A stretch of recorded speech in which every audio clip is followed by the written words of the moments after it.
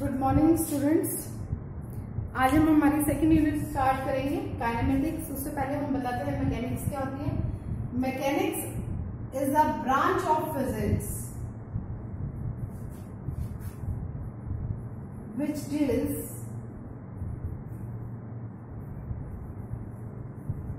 with the study of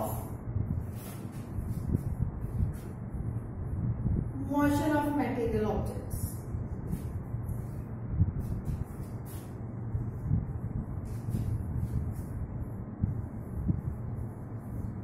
यानी physics की एक ब्रांच है मैकेनिक्स, जिसमें हम क्या करते हैं, मटेरियल ऑब्जेक्ट्स के मोशन को स्टडी करते हैं। इसके आगे है हमारे पास सब ब्रांचेस। सबसे पहले आती है स्टैटिक्स, उसके बाद आती है हमारे पास काइनेमेटिक्स, थर्ड आती है हमारे पास dynamics. First statics. Statics means क्या है, जब ऑब्जेक्ट्स रेस्ट पर है, ठीक है, यानी मूव नहीं कर रहे। ठीक है, सिंपल सा है कि हमें पता है मोशन, वैसे तो आगे करवाऊंगी मैं रेस्ट एंड मोशन, बट आपको ऑलरेडी पता है, 9th क्लास में भी पढ़ा है। रेस्ट का मतलब क्या है कि कोई बॉडी हिल नहीं रही है, डूल नहीं रही है, वहीं पे बैठी है, वहीं पे खड़ी है या वहीं पे पड़ी है, उसको हम क्या कहते हैं, रेस्ट पोजीशन कहते हैं। यानी जिसमें ऑब्जेक्ट की पोजीशन चेंज नहीं होती या जिसमें ऑब्जेक्ट की पोजीशन चेंज होगी, उस स्टेट को हम क्या कहेंगे, मोशन। तो स्टैटिक्स में क्या है, it is the branch of physics which deals with the study of that materials which are at rest. उन मटेरियल्स को स्टडी किया जाता है जो किस स्टेट में है, रेस्ट पे। क्लियर। काइनेमेटिक्स में उन ऑब्जेक्ट्स को, उन मटेरियल ऑब्जेक्ट्स को स्टडी किया जाता है which are in motion, but without considering the factors which cause the motion.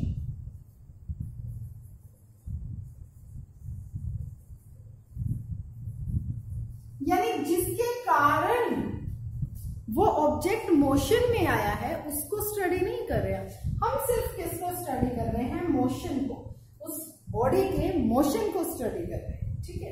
Dynamics में क्या होगा, डायनेमिक्स में भी उन्हीं ऑब्जेक्ट्स को स्टडी किया जाएगा which are in motion but considering the factors which cause the motion. लेकिन हम उन फैक्टर्स को कंसीडर करेंगे जिसकी वजह से ऑब्जेक्ट मोशन में है। ठीक है, motion with considering the cause of motion, the factors which cause the motion, उसको हम बेसिकली देखो काइनेमेटिक्स में, ये काइनेमेटिक्स जो है काइनेमा वर्ड से बना है, इसका मतलब होता है मोशन। तो काइनेमा का मतलब है मोशन, मैट्रिक्स अगर अलग से लो उसका मतलब है मैथ्स। यानी हम मैथ्स पढ़ रहे हैं मोशन से रिलेटेड, इसमें सारा मैथ्स ही पढ़ेंगे हम मोशन से रिलेटेड। यानी जो ऑब्जेक्ट मोशन में है उनका मैथ स्टडी करेंगे। इसमें हम डिस्टेंस भी पढ़ेंगे, डिस्प्लेसमेंट भी पढ़ेंगे, स्पीड भी पढ़ेंगे, वेलोसिटी भी पढ़ेंगे, ग्राफ्स भी पढ़ेंगे, इक्वेशंस भी पढ़ेंगे, सब क्या है, मैथ्स है उनका। यानी लेकिन हम वो फैक्टर्स कंसीडर नहीं करेंगे जिसकी वजह से बॉडी मोशन में आई है। ठीक है। तो काइनेमेटिक्स का अगर आप कहो तो ये क्या है, मैथ्स ऑफ मोशन। काइनेमेटिक्स जो है वो क्या है, मैथ्स ऑफ मोशन है। तो अब यहाँ पर आज मैं जो स्टार्ट करवा रही हूँ, इसके 3 चैप्टर बनते हैं बच्चों। पहला चैप्टर है motion in one dimension. First बनेगा आपका motion in one dimension. Second part बनेगा इसका मोशन इन 2 डायमेंशन।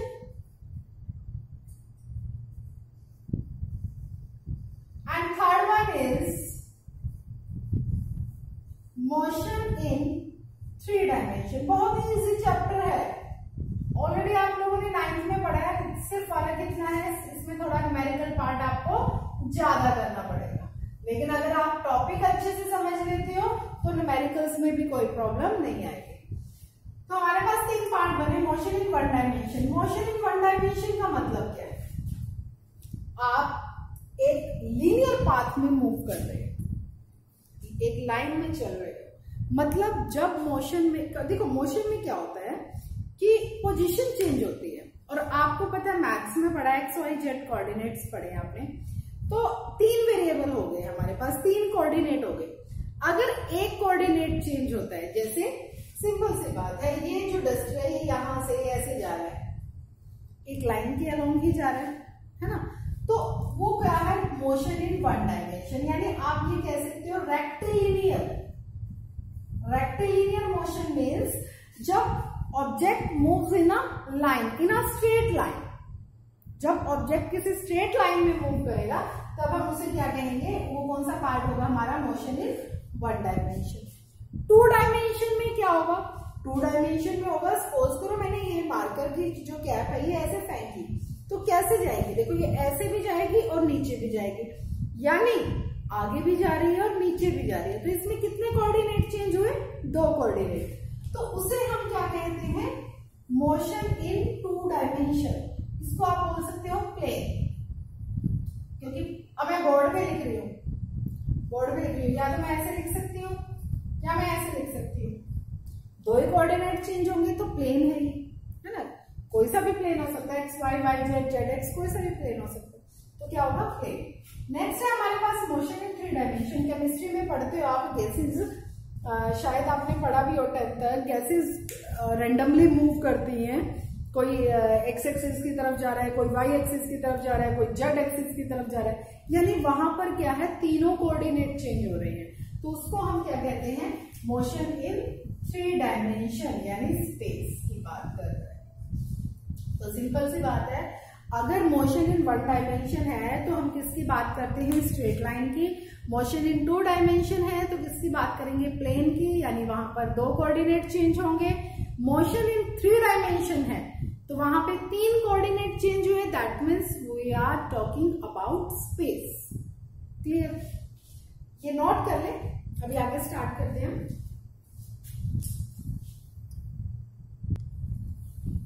अब हम बात करते हैं रेस्ट और मोशन।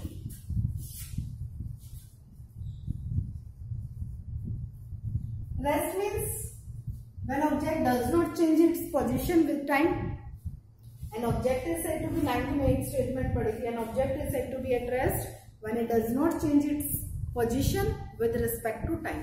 यानी अगर टाइम के साथ साथ किसी ऑब्जेक्ट की पोजीशन चेंज नहीं होती तो इसका मतलब ऑब्जेक्ट किसमें है, रेस्ट पर है। एग्जाम्पल ले लो, कोई टेबल पे बुक रखी है, ये ब्लैक बोर्ड है, ये क्या है, रेस्ट पर है। मैं अभी खड़ी हो जाती हूँ, नहीं हिलती, तो क्या है, मैं रेस्ट पर हूँ। ठीक है, आपका बेड है वो क्या है, रेस्ट पर है। चेयर है वो नहीं, अगर आप मूव कराओगे तो वो क्या है, रेस्ट पर है। तो रेस्ट का मतलब क्या हुआ, ऑब्जेक्ट की पोजीशन चेंज नहीं होती। मोशन में क्या है, लिख देती हूँ, an object is said to be at rest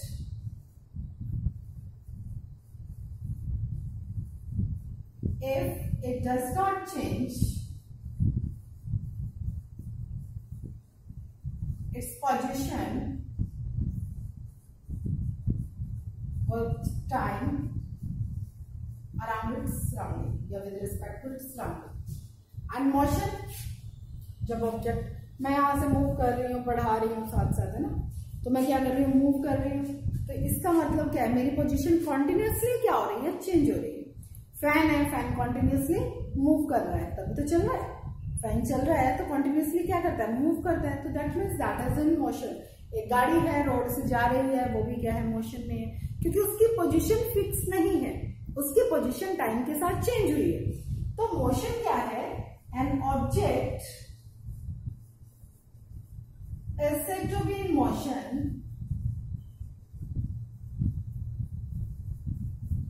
if it changes its position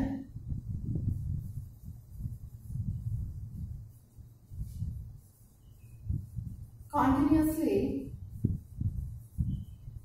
with time, यानी टाइम के साथ साथ कॉन्टिन्यूटी में वो क्या कर रहा है, अपनी पोजीशन को चेंज कर रहा है। ये तो थी आसान सी डेफिनेशन। अब बात आती है, rest and motion are relative terms. How, 9th में भी है ये क्वेश्चन, 2 मार्क का। कहते हैं रेस्ट और मोशन को रिलेटिव टर्म्स कहते हैं, क्यों? हो सकता है कि कोई ऑब्जेक्ट सेम टाइम पर रेस्ट पर भी है और मोशन में भी है? Is it possible? Yes. How? अगर हम उसका रेफरेंस पॉइंट चेंज कर दें, कैसे? जैसे सपोज करो आप ट्रेन में गाड़ी में जा रहे हो, ठीक है, गाड़ी में आप हो, आपके मम्मी है, आपके पापा है, ठीक है, आप तीनों हो, गाड़ी में जा रहे हो। जब आप गाड़ी में जा रहे हो, आप आपके फादर के रिस्पेक्ट में, आपकी मदर के रिस्पेक्ट में किस पोजीशन में हो, किस स्टेट में हो? रेस्ट पर हो। यानी उनके रिस्पेक्ट में क्या आपकी पोजीशन चेंज हुई या नहीं? फादर जो है वो ड्राइविंग सीट पर बैठे हैं, ड्राइव कर रहे हैं, मम्मी पैरेलल वाली सीट पर बैठी है, आप पीछे बैठे हो। क्या कभी ऐसा होता है गाड़ी चल रही है, कभी आप आगे आ गए, कभी ड्राइवर वाली सीट पे चले गए, फिर पीछे आ गए, कॉन्टिन्यूसली चेंज होती है? नहीं। सभी क्या है, अपनी अपनी सीट पर बैठे हुए हैं, है ना। उनकी पोजीशन क्या चेंज हुई है? नहीं हुई है। तो एक दूसरे के रिस्पेक्ट में, फादर मदर चाइल्ड तीनों की अगर हम बात करें, वो एक दूसरे के रिस्पेक्ट में किस स्टेट में है? रेस्ट पर है। बट साथ में से एक गाड़ी और गई, कोई ट्रक गया, स्कूटर गया, बाइक गई, उनके रिस्पेक्ट में भी आप मोशन में हो। और कोई अगर रोड पर खड़ा है, सपोज करो मैं बाहर खड़ी हूं, मेरे पास से आपकी गाड़ी निकली, तो मेरे रिस्पेक्ट में आप किस में हो? मोशन में हो। यानी आप ये कह सकते हो एक ही ऑब्जेक्ट रेस्ट पर भी हो सकता है, मोशन में भी हो सकता है, but with different reference point. यानी जिसके रिस्पेक्ट में आपने लिया है वो क्या है? चेंज हुआ है। जब आपने रेस्ट की स्टेट ली तो जो गाड़ी में बैठे हुए थे आपने उनके रिस्पेक्ट में चेक किया कि क्या आपकी पोजीशन चेंज हुई? नहीं हुई। That means you are at rest. But when you are checking the motion, then you change the reference point. आप क्या कर रहे हो? रेफरेंस पॉइंट को चेंज कर रहे हो। आप बाहर वाले के रिस्पेक्ट में देख रहे हो, बाहर मैं खड़ी हूं या कोई और पैसेंजर खड़ा है या कोई और खड़ा है, उनके रिस्पेक्ट में देखा, then you are in motion. तब आप किस में हो? मोशन में हो। तो इसीलिए कहा जाता है rest and motion are relative terms. और एग्जांपल ले लेते हैं। सबको पता है अर्थ घूमती है ना, सबको पता है। अब क्या है, ये बोर्ड है, मैं यहां खड़ी हूं, मैं नहीं हिलती, मेरी पोजीशन सपोज करो मैं रेस्ट पे हूं, नहीं हिलती। ये बोर्ड मेरे रिस्पेक्ट में या मैं बोर्ड के रिस्पेक्ट में किस में हूं? रेस्ट पर। क्या पोजीशन चेंज हुई? नहीं हुई। बट हमें पता है अर्थ क्या कर रही है? घूम रही है ना। अर्थ क्या कर रही है? घूम रही है। तो किसी और प्लैनेट की बात करें तो उनके रिस्पेक्ट में हम किस में? मोशन में।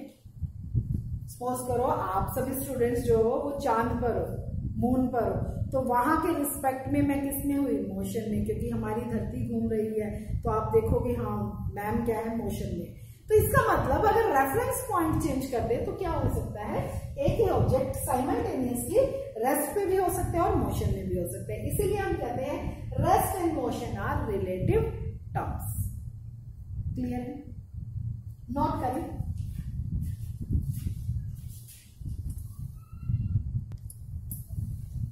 अब बात आती है पॉइंट मास ऑब्जेक्ट। ये ध्यान देना, क्योंकि जब हम करेंगे आगे टॉपिक्स, हर जगह बोलूंगी मैं पॉइंट मास ऑब्जेक्ट ये कंसीडर करेंगे, तो बार बार बताने की बजाय अभी समझ लो पॉइंट मास ऑब्जेक्ट क्या होता है।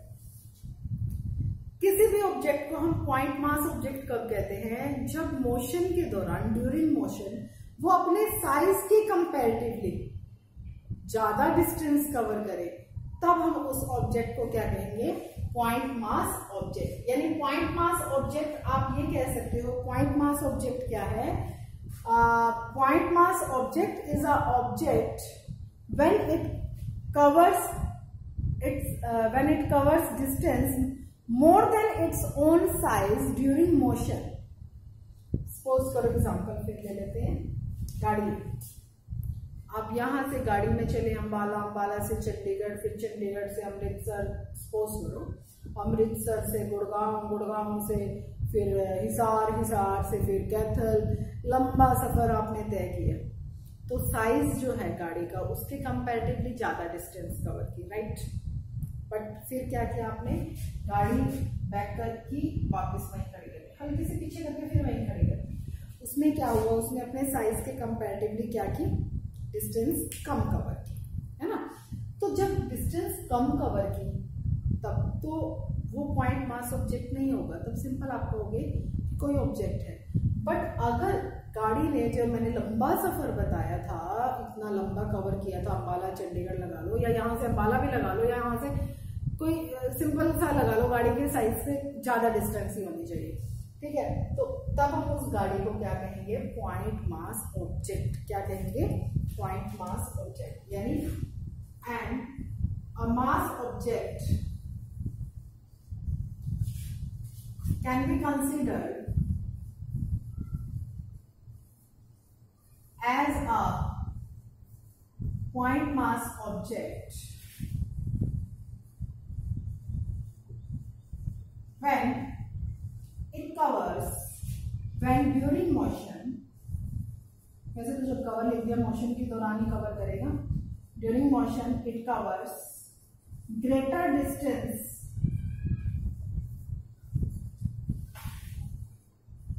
more than its own size।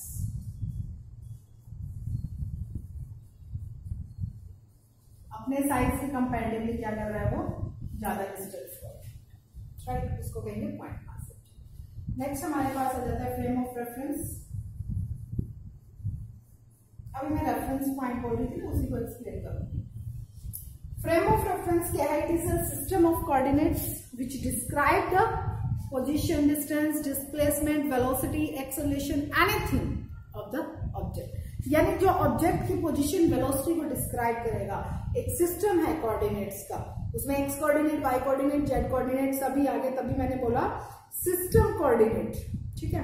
यानी आप ये कह सकते हैं frame of reference is a system of coordinate which is attached to observer. Observer के साथ क्या है, अटैच किया हुआ है with the clock with him. यानी मैं ऑब्जर्व कर रही हूँ, मेरे पास क्लॉक है, ठीक है, तो एक ऐसा सिस्टम है, मैं नोट कर रही हूँ टाइम के साथ, और तो वो सिस्टम कोऑर्डिनेट का पोजीशन, वेलोसिटी को जो डिस्क्राइब करेगा, उसको हम क्या कहेंगे, फ्रेम ऑफ रेफरेंस। यानी फ्रेम ऑफ रेफरेंस आप कह सकते हो it is a system of coordinate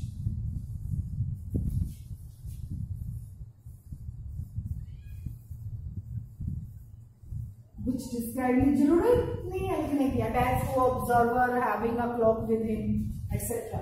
which describe, simple लिखो, the position, velocity, position, displacement, speed, velocity, acceleration, etc. जिसको डिस्क्राइब करेंगे उसको हम क्या कहेंगे,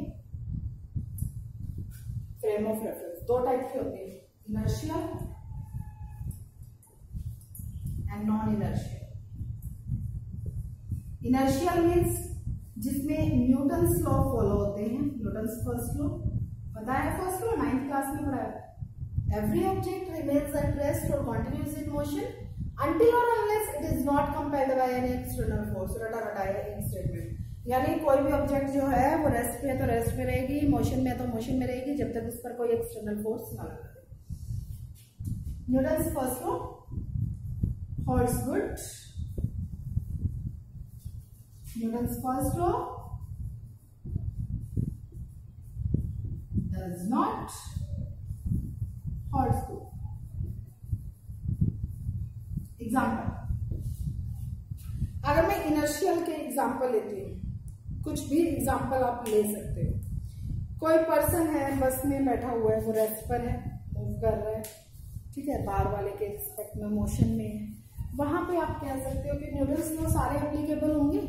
भाई गाड़ी जो है जब तक ड्राइवर ने स्टार्ट नहीं की, नहीं चली। ये सिंपल बॉल का भी एग्जाम्पल हो, बॉल आपने फेंकी, उसको किक नहीं किया तो ज्यादा मूव नहीं की, या फ्रिक्शन नहीं लगा तो वो रुकी नहीं, यानी एक्सटर्नल फोर्स की जरूरत पड़ी, तो न्यूटन्स लॉ एप्लीकेबल है। बट अगर हम नॉन इनर्शियल की बात करें, एग्जाम्पल लें, क्या हो सकता है? देखो सबको पता है कि अर्थ जो है that is revolving around sun. Earth जो है वो सन के अराउंड क्या कर रही है, रिवॉल्व कर रही है, and simultaneously it is spinning. साथ में क्या कर रही है, अपने एक्सिस के अराउंड भी रोटेट कर रही है, दोनों है। तो उस टाइम पे क्या है, उसकी वेलोसिटी बन जाती है वेरिएबल। वेलोसिटी बन जाती है वेरिएबल, यानी without any external force velocity क्या हुई है, चेंज हुई है। तो इसीलिए वहां पे आप ये कह सकते हैं न्यूटन्स फर्स्ट लॉ होल्ड नहीं करता। तो हमारे पास दो फ्रेम ऑफ रेफरेंस है, inertial and non inertial frame of reference. Clear है? नोट करें।